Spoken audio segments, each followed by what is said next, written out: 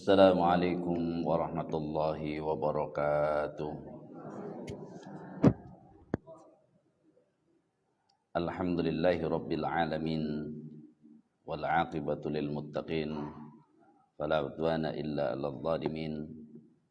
Asyhadu an la ilaha illallah wahdahu la syarika lah al malikul haqqul mubin wa asyhadu anna Muhammadan abduhu wa rasuluhu shadiqul wa'dil amin. Allahumma salli wa sallim ala nabiyyina Muhammadin wa ala alihi wa sahbihi ajmain, amma ba'du. Qala ta'ala ya ayyuhalladzina amanu taqullaha haqqa tuqatih wa la tamutunna illa wa antum muslimun. Tidak henti-hentinya kita terus bersyukur kepada Allah agar kita bisa menjalankan kehidupan ini terus menjadi yang lebih baik dan lebih baik. Salawat dan salam dan tercurah pada Nabi kita Nabi Muhammad sallallahu alaihi wasallam yang di bulan Rabiul Awal ini selalu digadang-gadang untuk dijadikan tauladan.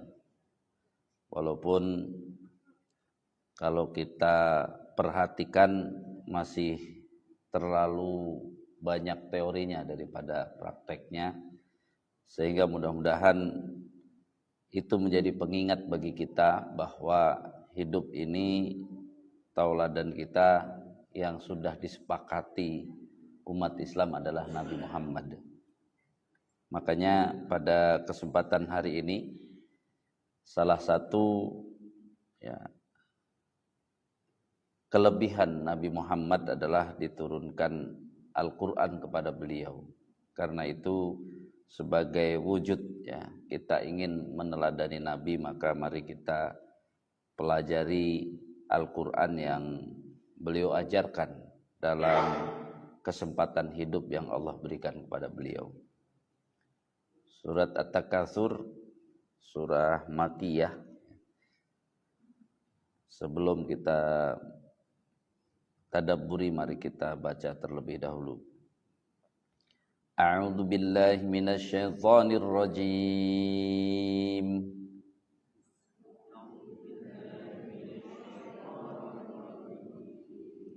Bismillahirrahmanirrahim.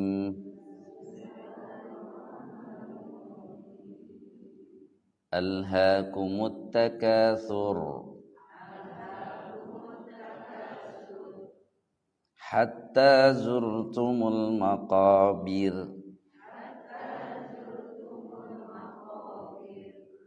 kalla sawfa ta'lamun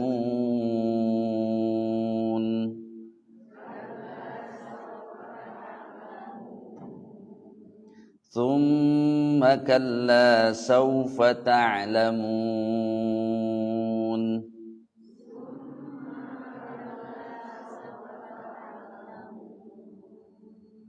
kalla law ta'lamuna ilmal yaqin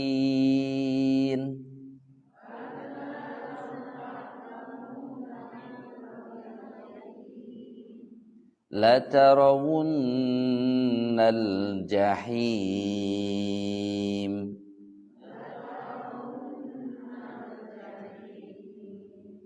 thumma latarawunnaha 'ainal yaqin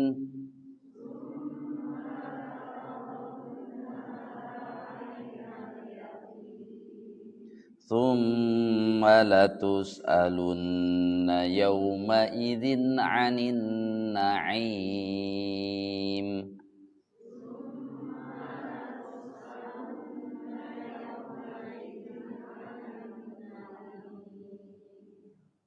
Alha yulhi, dia telah melalaikan.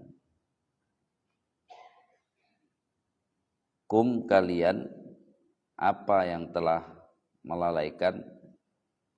At-takatsuru, berbanyak-banyak. Yang dimaksud adalah berbanyak-banyak harta. lalai dari apa? Anit ta'ah, dari ketaatan kepada Allah Subhanahu wa taala. Nabi pernah disebutkan tentang ditanya apakah boleh kita memohon al-ghina, kekayaan. Boleh, tapi harus diiringi dengan ittaqillah, diiringi dengan bertakwa kepada Allah. Ketika menyebut bertakwa, maka bertakwa ini lebih tinggi dari beriman. Bertakwa itu lebih tinggi dari beriman. Sebelum kita lanjutkan pada ayat kedua, ini kan ketika Allah Subhanahu wa taala menyebutkan ayat ini menunjukkan bahwa di samping kenikmatannya di dalam harta itu ada potensi untuk melalaikan. Sehingga ketika kita menghadapi sesuatu yang ada resikonya, maka harusnya kita dari awal sudah memiliki usaha untuk memanage agar resikonya tidak besar. Ada manajemen risiko. Kemudian ayat yang kedua, hatta sehingga zurtum, kalian telah mengunjungi. Walaupun kesepakatannya bukan dimaknai oleh Ibnu Katsir adalah hatta ya'tikumul maut. Kan kalau cuman berkunjung ke kuburan, kalian telah berkunjung ke kuburan. Di sini siapa yang belum pernah berkunjung ke kuburan? Semuanya juga sudah yang sini berkunjung ke kuburan. Artinya makna yang digunakan, yang disepakati ahli tafsir bukan berkunjung ke kuburan. Walaupun dalam penafsiran ada yang mengaitkan dengan kaum Ansor yang berdebat tentang fulan. Kemudian yang satu bilang kamu sebut si fulan, padahal si fulan semuanya sudah ada di kuburan, bisa apa dia? Tetapi Imam Ibnu Katsir mengatakan itu hanya tambahan saja, ya, bahwa yang disampaikan maksud dari hatta zurtumul maqabir adalah hatta ya'tiyakumul maut, yakni ketika datang kepada kalian kematian. Alhamdulillah kita semuanya saat ini belum mati. Makanya karena belum mati berarti kan masih mau hidup, kan? Siapa yang nggak mau hidup? Nah, ketika kita bicara mau hidup, hari ini bicara dikasih tahu Allah, hati-hati loh, ada dalam hidup yang bisa melalaikan. Salah satunya harta. Maka yang akan saya tanyakan, mau hidup seperti apa kita yang ada hubungannya, urusannya dengan harta? Coba dipikir-pikir, direnung-renung. Apakah hidupnya mau paling enak, paling nyaman, atau hidupnya yang paling susah? Pilih yang mana, Prof? Paling nyaman, paling enak.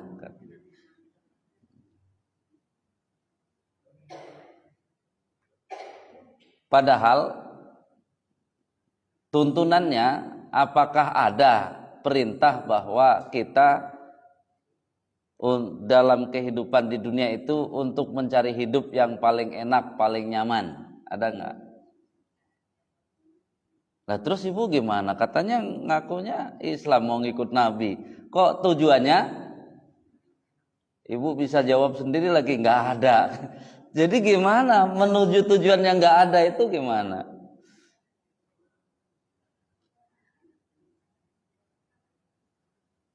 Perintahnya itu salah satu kalau mau dipakai kuntum khaira ummatin, berarti kita disuruh menjadi umat yang terbaik. Nah, umat yang terbaik dalam masalah harta itu yang kayak apa? Yang terbaik dalam masalah harta.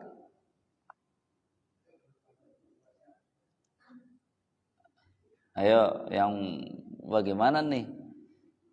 Sehingga biar kita tahu saya sebenarnya sudah benar belum sih? Jangan-jangan ya yang dipikirkan tiap hari itu kumaha carana orang benghar gitu. Bener tuh. Gimana saya caranya banyak duitnya, enak santai. Kalau perlu ya kerjanya sedikit, hasilnya banyak. Nah, pilih yang kerja ya sungguh-sungguh hasilnya biasa saja, atau pilih yang kerjanya sedikit hasilnya banyak. Pilih yang mana?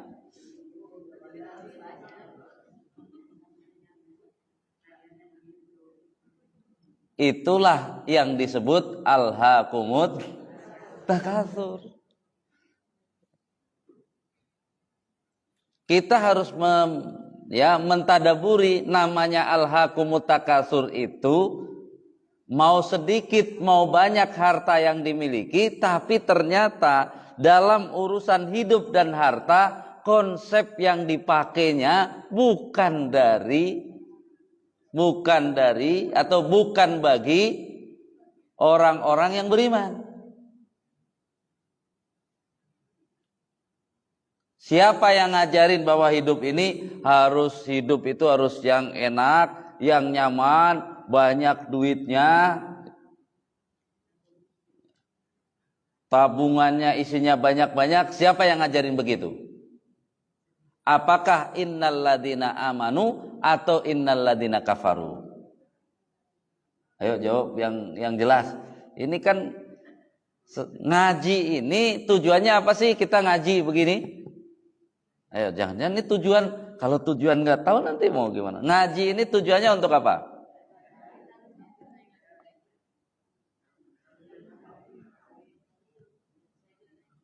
Ayo, ngaji tujuannya untuk apa? Ilmu itu fungsinya untuk apa?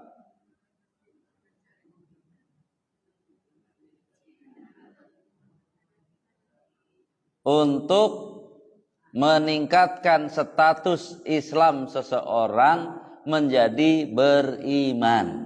Itu kalau mau ngaji.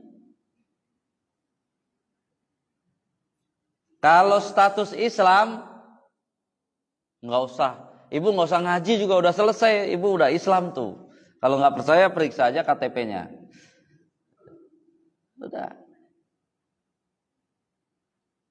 Jadi harus punya dorongan pada diri kita. Saya ngaji itu bukan untuk menunjukkan saya Islam. Kalau menunjukkan Islam mah gampang banget, udah datang ke sini tidur, nggak tahu apa-apa. Itu nggak akan dirubah kok oleh dinas kependudukan jadi bukan Islam, tetap aja Islam. Kalaulah meninggal di RSI juga pasti dimandiin, ya dikafanin, disolatin karena dilihat KTP-nya Islam. Jadi jangan cita-cita ngaji, ya kan saya orang Islam ngaji, kalau kayak gitu doang mau buat apa ngaji? Ngaji itu untuk meningkatkan diri kita menjadi orang yang beriman. Salah satu orang beriman itu harus ngerti tadi, saya mau ikut orang beriman atau ikut orang kafir. Karena perang saja, kalau kita lihat kenapa Allah membiarkan adanya perang, di ayatnya ada nanti Allah ingin tahu wa minhum man amana wa minhum man kafar. Biar Allah bukan perang yang dihilangkan oleh Allah, biarkan aja ada perang. Tapi di perang itu sebenarnya bagi orang yang beriman yang ngerti, dia akan tahu perang ini untuk membuktikan siapa yang beriman, siapa yang kafir. Itu istilahnya berarti apa? Tidak beriman. Jadi hidup ini pertarungan. Yang paling berat, kita mau hidup ikut orang beriman atau ikut orang kafir. Walaupun KTP kita nggak akan berubah, KTP kita tetap Islam. Jadi ketika kita bicara ingin menjadi orang yang beriman, maka harus ada kepastian. Kan iman itu kan harus pasti, harus ada kepastian. Contohnya kepastiannya tadi, saya cari duit, saya bekerja untuk apa? Tujuan hidup saya dalam urusan harta mau jadi apa? Makanya ketika kita tidak menguasai tujuan dengan kuat, ternyata ketika dianalisa nanti kita ternyata ikut orang kafir dalam urusan harta, tidak ikut orang yang beriman. Padahal banyak sekali dalam urusan harta itu kalimatnya adalah ya ayyuhalladzina amanu, ya ayyuhalladzina amanu, wahai orang-orang yang beriman. Apa salah satu maknanya hai orang-orang yang beriman? Salah satu maknanya apa? Kalau nggak beriman nggak usah hai, kan gitu. Itu maknanya. Jadi tapi ini bercandanya serius gitu.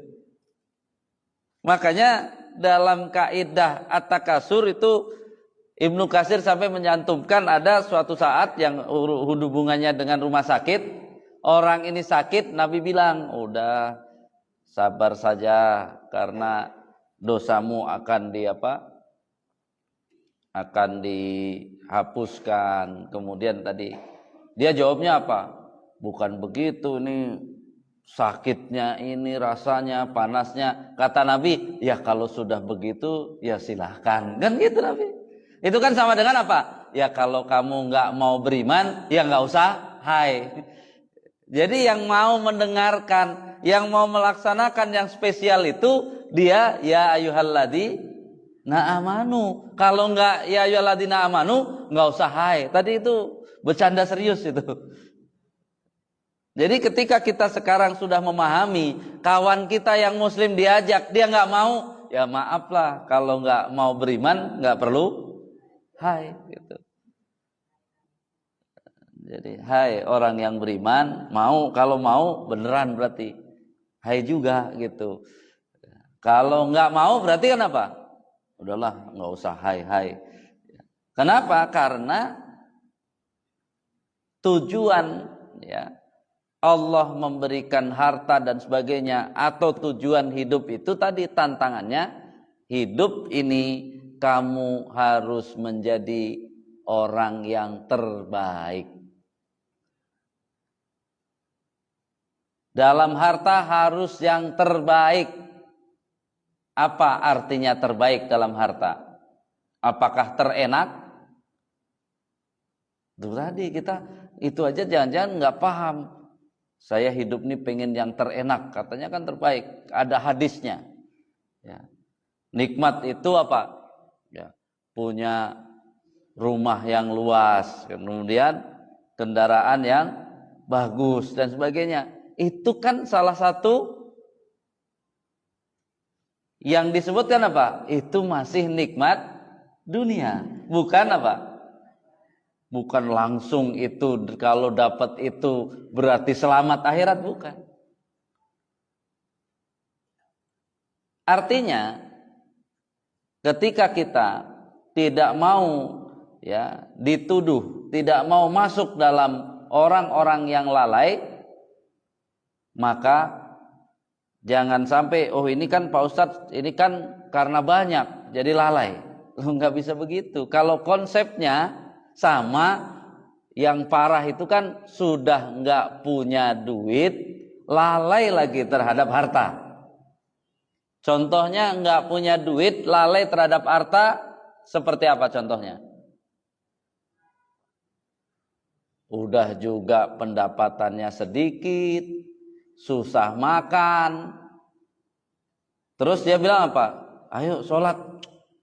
Boro-boro bisa sholat, ini nggak sholat aja, kerja mulu, nggak dapat. Nah itu, jadi dia tidak banyak harta, tapi ternyata lalai juga. Kalau dia mau berpikir, kenapa dia nggak dikasih banyak? Kamu nggak dikasih aja lalai, kalau dikasih banyak kira-kira gimana? Orang nggak punya aja lalai, apalagi dikasih banyak. Nanti ngajak-ngajak orang lain untuk lalai dia.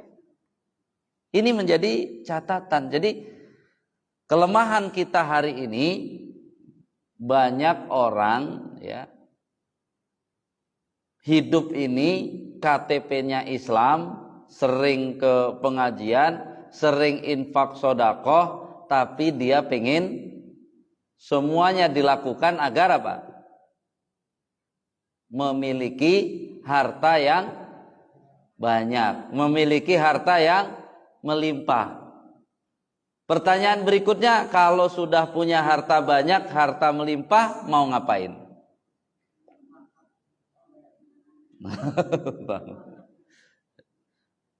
Karena keimanannya tidak ditingkatkan, maka akhirnya bingung.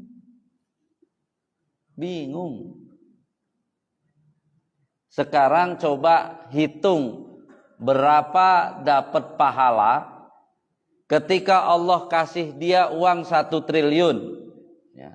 Kemudian dibelanjakan Mercy 5 ditaruh di rumahnya, Alphard 5 ditaruh di rumahnya. Pertanyaan saya, dapat pahala berapa dia beli Mercy 5 ditaruh di rumahnya? Saya nggak nanya itu pahalanya berapa dapat.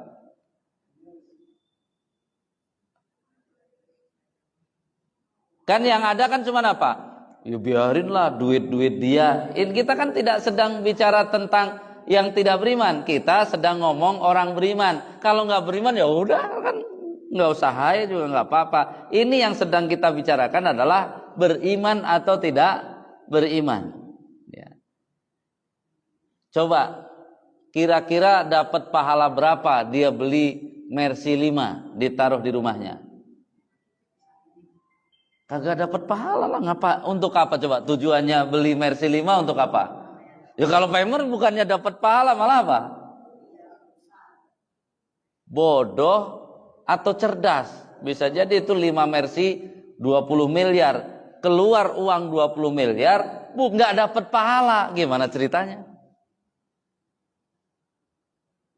Selama ini kan ketika kita pakai konsepnya innalladzina kafaru, ya nggak apa-apa, itu mah keren, kamu iri aja karena nggak punya. Kan itu yang akan dibawa. Padahal apa? Kita tidak sedang membicarakan orang, kita sedang membicarakan konsep. Karena namanya orang beriman itu, ya, orang beriman itu dia harus menjadikan waktunya,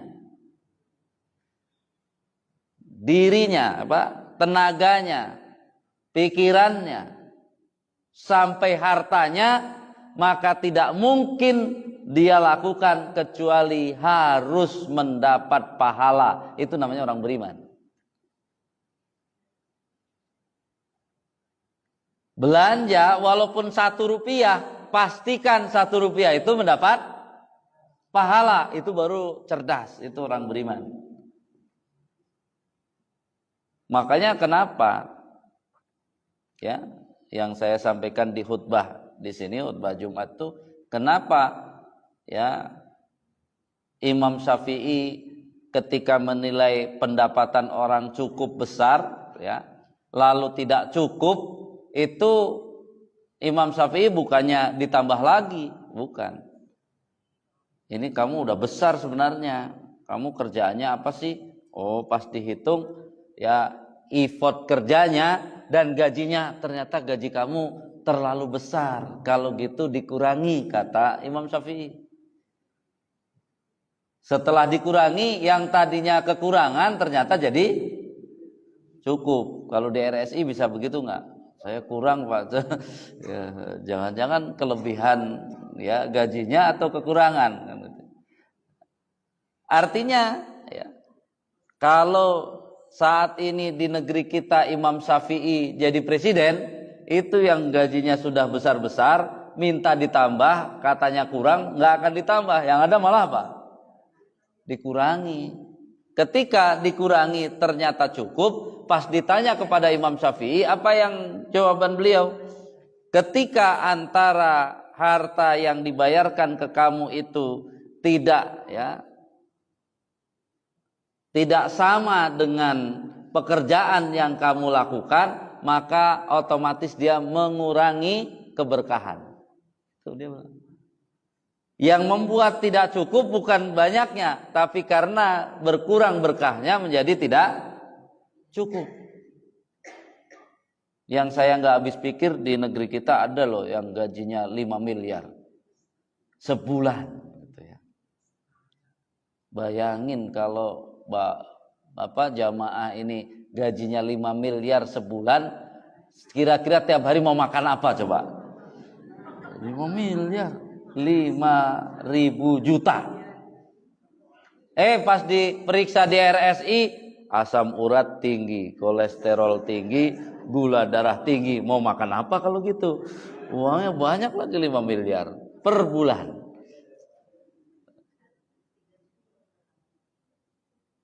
Akhirnya apa? Pasti anaknya dikasih macem-macem. Akhirnya apa? Rusaklah itu semua. Gara-gara apa? Kebanyakan. Kecuali pendapatan dia 5 miliar, punya pesantren 5 biji, ya, isinya ya 2.000 orang, semua makannya dia yang nanggung, mungkin nggak ada masalah, biarin aja lah kalau gitu. Tapi ternyata 5 miliar tanggungannya cuman keluarganya doang. Itu kan akhirnya apa? Harta ternyata akan merusak ketika apa? Ya tadi, melebihi kapasitas namanya.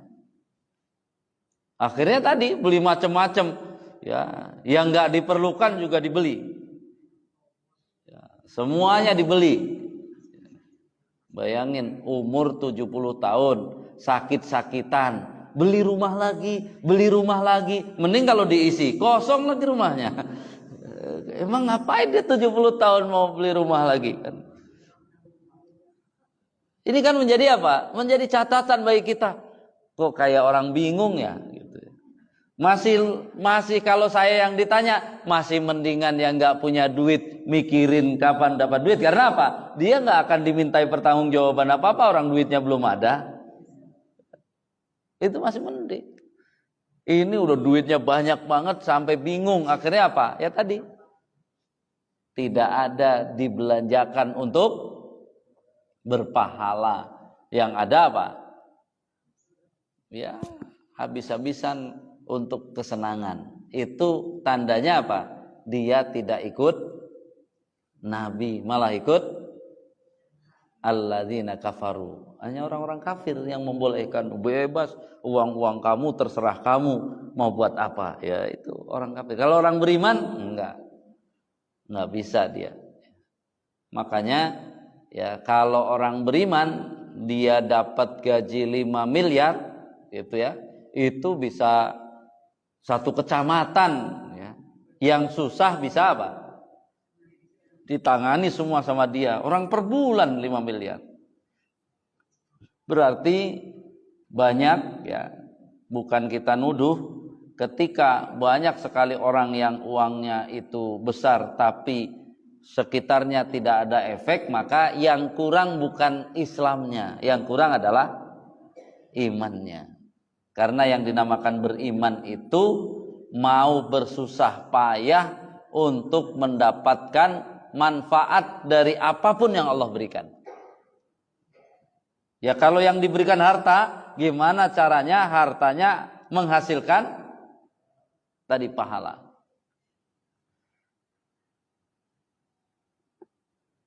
Kemudian Allah ya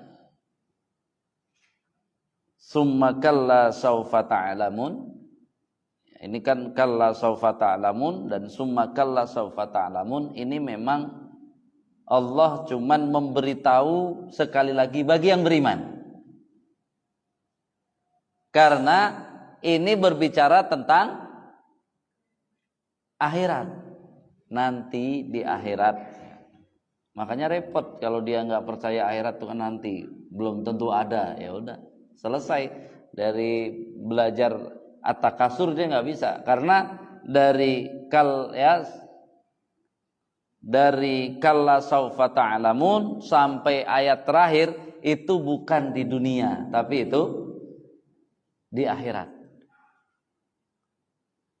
Artinya apa? Yang mau mengambil pelajaran hanya orang yang beriman. Orang tidak beriman, ya, itu mau kita jelaskan kayak apapun nggak bisa. Orang beriman kalau dia terus ya mengaktifkan diri untuk saya pengen tambah beriman, saya pengen tambah beriman, maka akan mudah memahami. Sekarang saya nanya sama jamaah sekalian, bukti adanya akhirat dengan kasus di Indonesia itu apa? Bukti bahwa pasti ada akhirat. Kasus Indonesia saja. Ayo coba. Kan hanya orang yang tidak beriman yang nggak penasaran. Oh, akhirat tuh pasti berarti ada. Apa bisa dijadikan bukti di Indonesia kalau akhirat itu pasti ada? Udah korupsi, enak-enak, kemudian sampai meninggal juga enak-enak. Kira-kira kalau kita nggak meyakini akhirat, mana ada Tuhan membiarkan seperti itu. Orang didolimi sampai mati, yang mendolimi dihukum sebentar doang. Itu kan contoh-contoh bagi orang beriman itulah bukti adanya akhirat. Masa ada kehidupan nggak adil begitu, nggak ada nggak ada balasannya, nggak mungkin. Dengan sekian perdebatannya, namanya orang beragama itu berarti percaya adanya Tuhan. Kalau Tuhan itu ada, masa membiarkan hal seperti itu? Jadi sebenarnya nggak rumit bagi orang yang beriman meyakini adanya akhirat itu. Oh, ini dua orang, yang satu ya sebenarnya nggak bersalah, yang satu bersalah, tapi duitnya banyak. Akhirnya apa? Bisa dibalikkan perkaranya, yang menang yang nggak bersalah. Itu kan bagi kita apa? Ya iyalah, inilah bukti nanti akan adanya pengadilan setelah mati. Karena enak bener kalau hanya selesai seperti itu. Makanya berkali-kali di dalam Al-Quran ya, Allah juga menegaskan Nabi itu ya tidak repot ya. Tugas Nabi adalah menjelaskan begini kalau kamu mau beriman, begini kalau kamu mau hidup yang bagus. Nah, bagi yang nggak percaya Nabi, ya terserah, itu kan bagi yang nggak percaya. Ini kan disampaikan bagi yang percaya. Itulah yang disebut percaya, itulah beriman. Jadi berproses. Jadi tugas kita dalam hidup ini, maka yang harus kita pikirkan adalah setiap detik, menit, jam, kan gitu ya, hari, pekan, bulan, tahun, pastikan saat bergerak semua itu saya dapat pahala. Baru itu orang beriman. Jangan biarkan nggak dapat apa-apa. Kalau waktu saja digitukan, apalagi duit. Jadi semua harta, kemarin kan saya sudah tegaskan, orang yang beriman harus punya motivasi yang berbeda dengan orang yang tidak beriman. Jangan orang beriman berangkat kerja bismillah, apalagi ditulisin di motornya, mobilnya itu kalau ada tulisannya lepas kalau mau jadi orang beriman. Pejuang rupiah, kayaknya keren. Padahal apa? Mata duitan. Gitu namanya pejuang rupiah itu mata duitan. Kayaknya keren, hanya diganti pejuang. Padahal kalau kita menyatakan pejuang rupiah namanya mata duitan. Cuman cari duit doang. Buang. Wah, dia entah gimana ditulis pejuang keluarga. Keren nggak? Itu nggak keren karena nggak ada hubungan dengan beriman. Pejuang keluarga. Akhirnya ditangkap dia mencuri. Kenapa mencuri? Katanya apa? Untuk keluarga. Itu kata kenapa korupsi katanya? Untuk keluarga. Ya kan makanya jangan aneh-aneh. Orang beriman itu spesial. Karena kalau motivasinya sama dengan yang nggak beriman belum. Makanya berarti ngapain kita melakukan pekerjaan? Ngapain? Ayo. Kan ke situ kan. Pejuang rupiah bukan. Pejuang keluarga bukan. Berarti ngapain? Melaksanakan perintah Allah. Kalau melaksanakan perintah Allah, maka berani korupsi nggak? Memang Allah nyuruh kamu korupsi kan enggak? Kamu katanya melaksanakan perintah Allah. Maka kalau kita menyebut saya bekerja ini mau melaksanakan perintah Allah, berarti kalau ada larangan Allah jangan dikerjakan. Selesai. Jadi bedanya orang beriman itu di situ, dia ngerti, oh saya ini ternyata melaksanakan perintah Allah. Khusus utamanya bagi laki-laki, itu melaksanakan perintah Allah. Kalau perempuan dia tidak langsung, tidak langsung melaksanakan perintah Allah. Ini yang harus difahami bahwa ketika kita sudah mengerti maka komitmennya jelas. Komitmennya jelas bahwa Nabi mengancam kalau kita tidak mau tadi melaksanakan perintah Allah maka akan bisa dapat dosa. Akan dapat dosa. Itu yang harus dipahami oleh kita. Makanya di zaman kita ini kadang-kadang memahami tentang ketakwaan kadang-kadang hanya cukup di surat At-Tolaq. Di mana di surat At-Tolaq itu kan enak semua itu. Wa may yattaqillah yaj'al lahu makhraja wa yarzuqhu min haitsu la yahtasib. Wa may yatawakkal 'alallah fa huwa hasbuh. Wa may yattaqillah yaj'al lahu min amrihi yusra. Tuh. Jadi kalau jadi orang bertakwa mah rizkinya lapang, ininya mudah. Kadang-kadang ngaji kita cuma segitu. Sehingga kasihan kalau apa? Saya rizkinya nggak lapang, berarti bertakwa nggak? Halo, rizkinya nggak lapang, bertakwa nggak? Kadang-kadang suka orang pamer karena ketakwaan terus rizkinya lapang. Oh urusan saya mudah-mudah semua. Berarti saya bertakwa enggak? Ternyata saya susah, berarti bertakwa enggak? Ayo, kan tadi latihan bertakwa itu harus punya pendirian sampai mentok. Kalau masih goyang-goyang namanya belum beriman. Ya, beriman itu harus sampai yakin. Gimana? Apalagi kajiannya tentang wakaf, kajiannya tentang infak. Enak-enak tuh. Akhirnya apa? Kok jadi tujuannya benghar gitu. Seolah-olah kesuksesan dari wakaf, infak, sedekah adalah benghar. Ini kan menjadi catatan.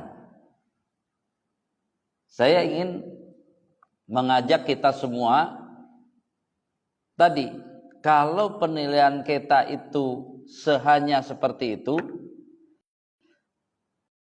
dalam tafsir surat At-Takasur, itu hadisnya berkali-kali Nabi ya keluar di jam-jam ya yang tadi rasa laparnya terasa, ketemu sama Umar juga lagi keluar, Abu Bakar juga keluar. Ngapain kamu di sini? Ya. Ngapain kamu di sini? Sama bertiga. Ya. Yang di dalam hadisnya cukup banyak hadisnya, ternyata yang membuat mereka berkumpul diem di situ karena lapar.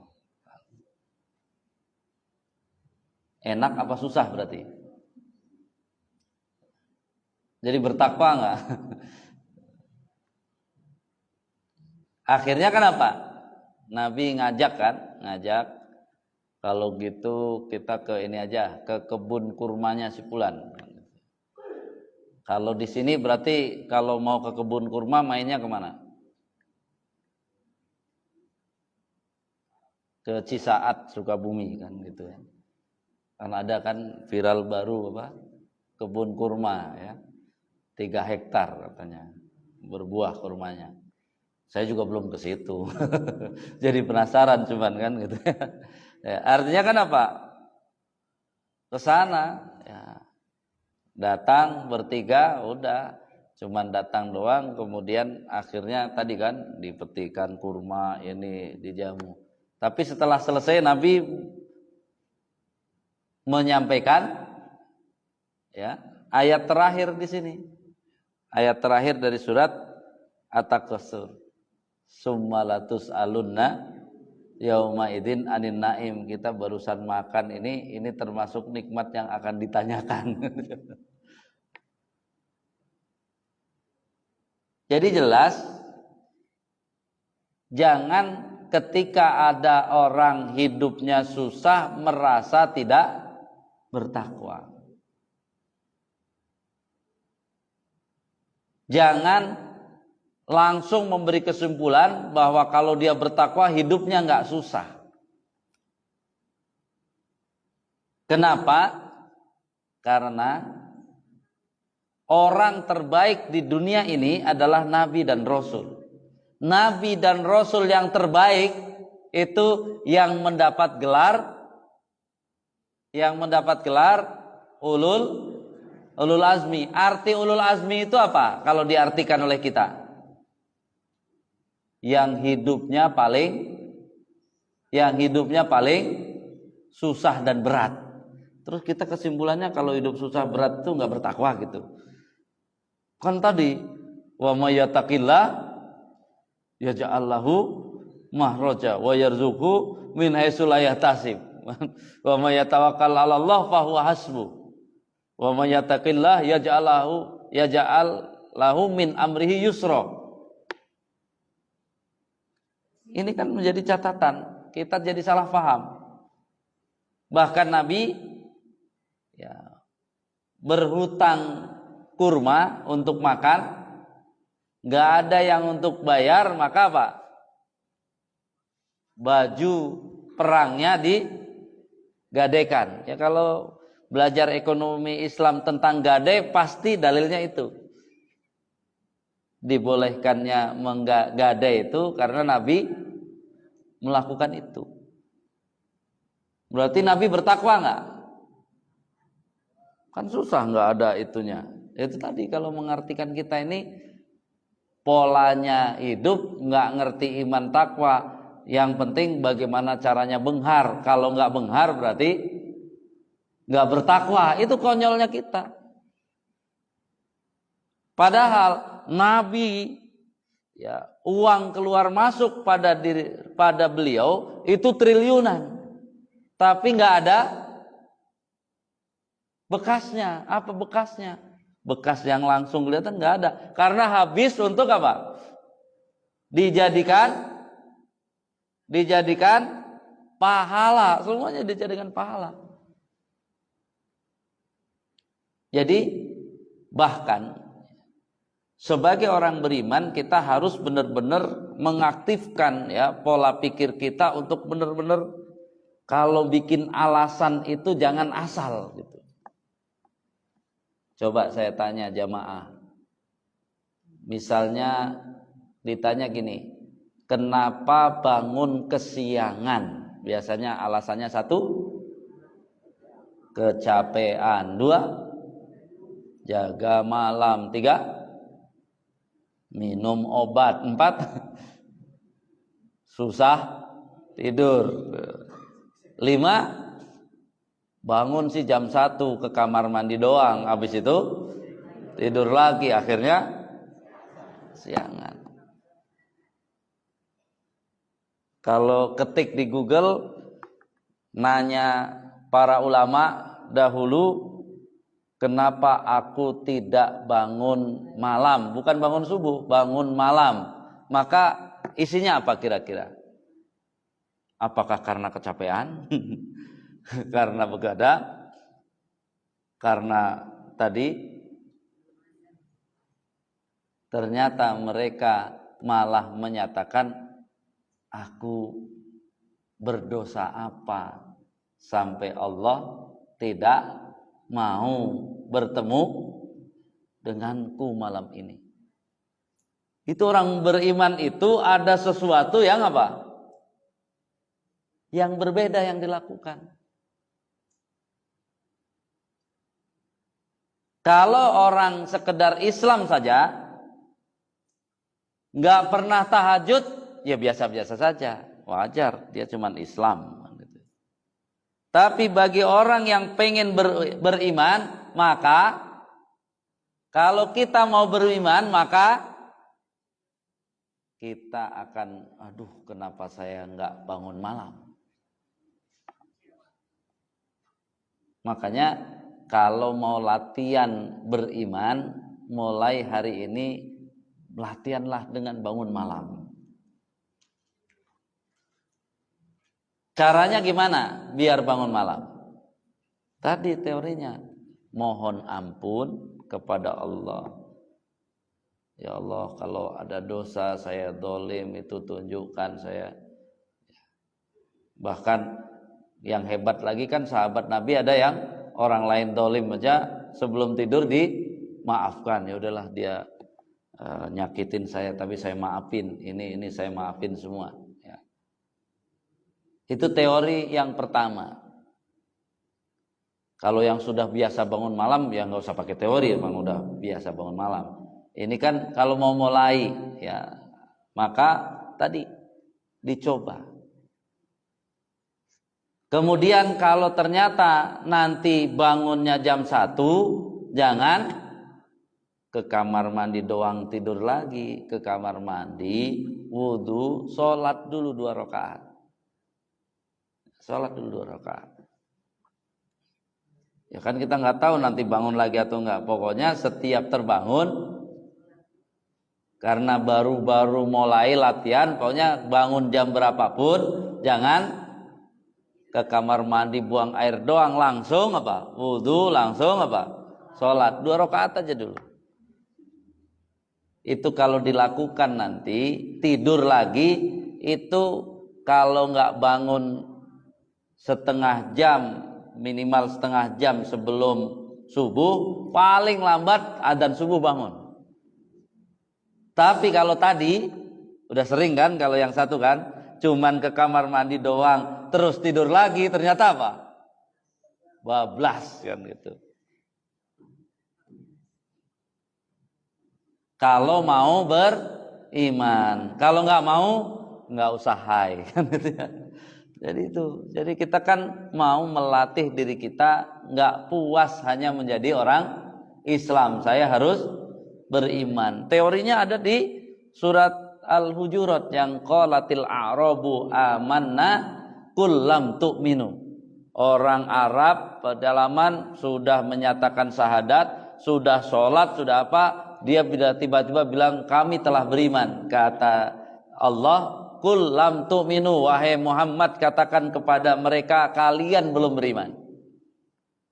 walamma yadkhulil iman fi qulubikum, karena iman itu belum masuk ke dalam hatimu. Kalau iman yang masuk tadi, kita akan melakukan sesuatu yang spesial tadi.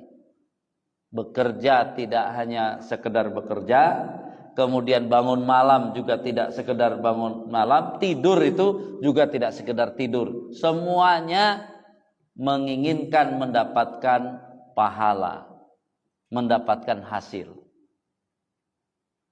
Dengan teori itulah maka kita tidak akan disebut alhaakumut takatsur. Kalau nggak pakai teori itu, kita sudah pasti jangankan takatsur. Takatsur itu artinya banyak hartanya. Yang ada banyak kasus di negeri kita nggak punya duit, tetap apa? Walaupun ayatnya nggak ada alhaakumut taqolil harusnya, tapi nggak ada ayatnya itu taqolil. Ya, jadi adanya takasur, yang kita kasusnya kekurangan aja tetap lalai, kagak sholat, padahal kurang. Jadi terlalu jauh kasusnya. Ini kasusnya lalai kalau kebanyakan. Di kita lalai nggak punya, lalai kan kasihan. Ini menunjukkan apa? Berarti kasus ya kebodohan kita sangat jauh. Ya kalau yang nggak punya aja lalai, apalagi yang banyak. Ini menjadi catatan. Makanya di surat At-Takasur itu kalau nanti punya tafsirnya dan sebagainya baca, karena tadabbur nggak semuanya dikasih. Itu juga hadis-hadis yang berkenaan dengan ya hadis Nabi tentang ya mali kan gitu ya. Hartaku. Lalu Rasulullah mengatakan ya laisa min malihi illa salasun. Padahal tidaklah akan menjadi hartanya kecuali hanya 3 macam. Yang pertama adalah ma'akala ya, fa'abla. Sesuatu yang sudah dimakan dan dibuang lagi. Itu berarti harta punya dia. Sudah dimakan, kemudian apa? Udah dibuang. Kemudian yang kedua ya, sesuatu ya mala bisa fa'afna. Apa yang sudah dipakai sampai apa? Rusak, dibuang. Itu harta dia. Kemudian ya ma'anfaqa fa'aqna. Jadi apa yang sudah dia infakkan lalu sudah apa? Sudah tersimpan. Nanti dikasih keterangan maksudnya tersimpan di akhirat. Sedangkan sisanya yang tidak dipakai 3 hal itu, maka itu apa? Masih terancam kepemilikannya. Jadi nggak dimakan, nggak dibelikan pakaian, nggak diinfakkan atau belanjakan, yang tadi yang mendapatkan sesuatu di akhirat, maka kalau cuman disimpan saja ini masih terancam kepemilikannya, karena begitu innalillahi wa inna ilaihi rajiun punya dia bukan nih hartanya, udah bukan. Jadi wajar Nabi dan para sahabat kekayaannya sudah dimanfaatkan untuk bekal akhiratnya. Nggak ada yang disisakan. Ini menjadi PR besar bagi kita. Sehingga sekali lagi mari untuk lulus di surat At-Takasur ini poinnya adalah meningkatkan terus kemampuan kita dalam beriman. Ya, karena orang beriman, ya orang-orang wajar ketika zaman dulu orang jadi pemimpin itu dia beriman, ya selesai. Kepemimpinannya itu dari awal ya dilantik sampai akhir dia mencari pahala Allah Subhanahu wa taala, ya pasti luar biasa. Selalu kan kalau kita mau meneliti kepemimpinan orang-orang beriman tuh hebat-hebat. Karena apa? Ya kepemimpinan adalah sarana untuk menambah pahala dan menguatkan imannya lagi. Tambah lagi, semuanya tambah. Wallahu a'lam bishawab. Silahkan sisanya ada pertanyaan-pertanyaan, kalau ada silahkan. Jadi menjadi orang yang bisa selamat dari alhaqumut takatsur adalah kuatkan keimanan. Dan keimanan itu bukan sekedar teori, harus dimulai dengan tadi pemahaman yang utuh, kemudian praktek yang jelas. Makanya ngaji ini bukan sekedar wah kita kan orang Islam ngaji, ya kalau orang Islam nggak ngaji juga masih Islam. Tapi kalau pengen beriman berarti harus ada yang dipahami, harus ada yang dimengerti, kemudian apa? Digunakan untuk prinsip dalam kehidupan ini. Sehingga kalau ada tawaran dari innal ladzina kafaru langsung apa? No, saya mah beda. Kita mah beda. Tidak sama dengan banyak orang. Apalagi tidak sama dengan orang-orang kafir. Makanya kalau kita pelajari hidup orang Indonesia saat ini itu mengikuti yang ngetren di media sosial aja. Kalau yang ngetren itu anak muda kaya, mas semuanya pengen jadi anak muda yang kaya. Kalau jadi anak muda yang kaya berarti sukses. Hanya gitu-gitu aja. Sukses itu diumbar seolah-olah sukses itu sesuatu yang bisa ditunjukkan. Sedangkan bagi orang beriman, sukses malah tidak bisa ditunjukkan. Ya, karena apa? Pemberhentian suksesnya adalah masuk surga atau tidak. Itu pertarungan orang-orang yang beriman. Wallahu a'lam bishawab. Paham atau bingung? Saya yakin sudah paham, cuman banyak sekali selama ini tujuan hidupnya ngikuti orang kafir, bukan orang beriman. Makanya begitu ditipu orang kafir, melawan orang kafir langsung melempem. Karena apa? Waduh, sebanyak begitu duitnya kita bisa menang. Ya, cuman duit andalannya. Ini menjadi catatan. Makanya kalau melihat ya bagaimana orang beriman itu menggunakan harta, maka kalau suatu saat benar sebuah kekuasaan dipegang oleh orang beriman, anggaran negara kita nggak mungkin nyampe beribu-ribu triliun, nggak mungkin. Itu kebanyakan. Karena saat ini modelnya cara orang kafir, jadi anggaran tuh banyak banget apa? Administrasinya ininya. Jadi jangan-jangan misalnya dari 1 triliun itu ya, yang digunakan untuk apa? Anggarannya ya jangan-jangan nggak nyampe 1 triliun. Jadi kalau dulu zaman Nabi para sahabat negaranya sangat maju tapi biayanya nggak mahal. Karena apa? Nggak akan ada pungutan-pungutan, nggak akan ada jatah-jatah haram. Gimana jatah-jatah? Yuk pantesan dulu mah Islam maju tidak membutuhkan biaya sangat besar. Makanya kan saat ini kita anggaran cara itu pakai orang kafir. Makanya semuanya apa? Membengkak-bengkak gitu. Jadi banyak bengkaknya daripada padahal namanya bengkak itu sehat apa sakit?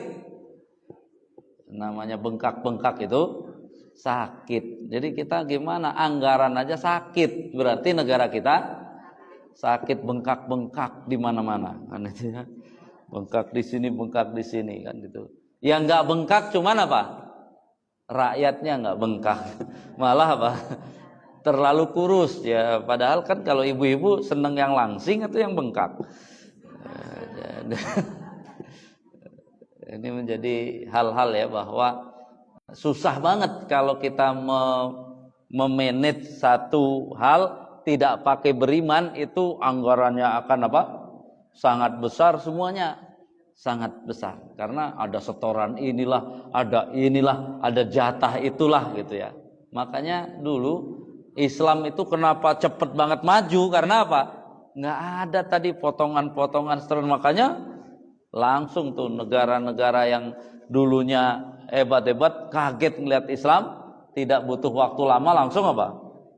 Maju. Bayangkan usaha nggak ada pajaknya, coba cek tuh Islam, kalau yang bikin usaha apa saja hasilnya berapapun nggak akan kena pajak, udah aman. Kita beli bakso aja gimana nggak kita kurus juga nih bang, bengkak.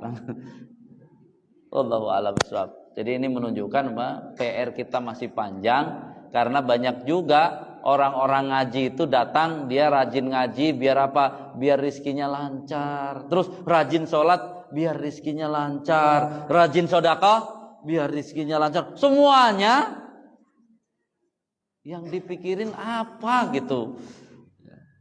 Doa yang nggak pernah lupa adalah minta rezeki.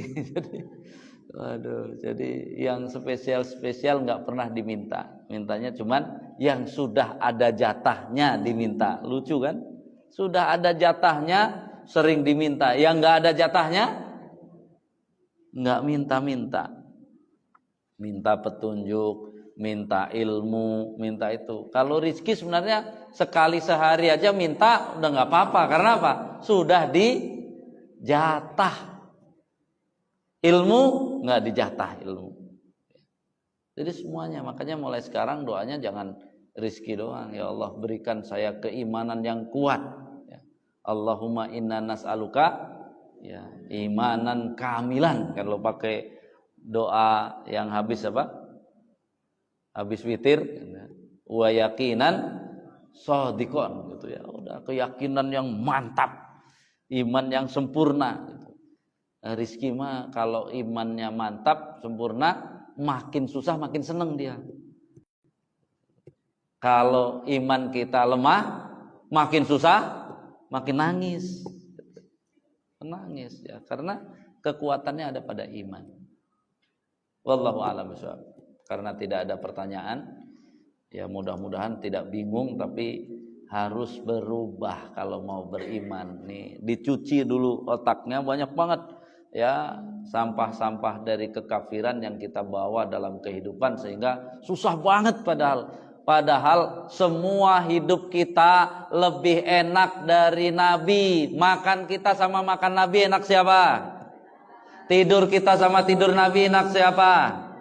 Ya, baju kita sama baju Nabi bagus siapa? Semuanya udah melebihi Nabi. Jadi ini yang belum melebihi adalah keimanan, ibadah, itu yang harus mulai ditata. Ya, kalau yang lain-lain nggak usah lah. Hidup saya, udahlah kebanyakan rizkinya, udahlah. Semua yang dinikmati sudah lebih nikmat dari Nabi dan para sahabat. Adanallah wa iyyakum ajmain. Kurang lebihnya mohon maaf. Assalamualaikum warahmatullahi wabarakatuh.